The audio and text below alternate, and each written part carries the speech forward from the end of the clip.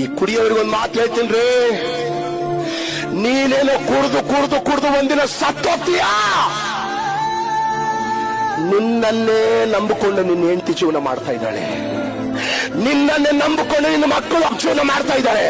ನಾಳೆ ಕುಡ್ದು ಕುಡ್ದು ಕುಡ್ದು ಒಂದಿನ ಸತ್ತೋದ್ರೆ ಆ ಹೆಂಡತಿ ನೋಡೋರು ಯಾರು? ಆ ಮಕ್ಕಳು ನೋಡೋರು ಯಾರು? ಮೊದ್ಲೇ ಯಾರಿಗೆ ಯಾರು ಆಗಲ್ಲ ರೇ.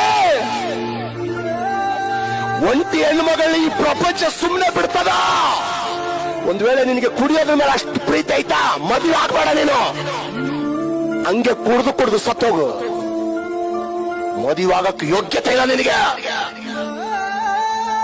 ನಾಳೆ ನೀನ್ ಸತ್ತೋದ್ರೆ ಯಾರ ಹತ್ರ ಹೋಗ್ಬೇಕ್ರಿ ಅವರು? ಅರ್ಥ ಮಾಡ್ಕೊ. ಇವತ್ತಾದ್ರೂ ದೇವ್ರು ನಿನ್ ಜೊತೆ ಮಾತಾಡ್ತಾ ಇದ್ದಾನೆ. ಇವತ್ತು ಬದಲಾದ್ರೆ ಒಳ್ಳೇದು, ಚೇಂಜ್ ಆದ್ರೆ ಒಳ್ಳೇದು. ಇಲ್ಲ ಅಂದ್ರೆ ಒಂದ್ಸಾರಿ ನಿನ್ನ ಎಲ್ಲಿ ನೋಡ್ಬೇಕಾಗುತ್ತೆ ಗೊತ್ತಾ? ನರಕದಲ್ಲೇ. ಇವತ್ತೇ ರಕ್ಷಣೆ ಹೊಂದಿದ್ರೆ ಒಳ್ಳೇದು. ಇವತ್ತೇ ಅಪ್ಪ ನನ್ನ ಜೀವನ ರಕ್ಷಿಸಂತ ಎಲ್ಲ ಬಿಟ್ಟು ಪ್ರಾರ್ಥನೆ ಮುಖ್ಯ ಅಂತ ಹೇಳಿಸಿ ಪ್ರಾರ್ಥನೆ ಮಾಡಿದ್ರೆ ದೇವರು ಇವತ್ತು ನಿಮ್ಮನ್ನು ಕಾಪಾಡುವ ದೇವರಾಗಿದ್ದಾನೆ.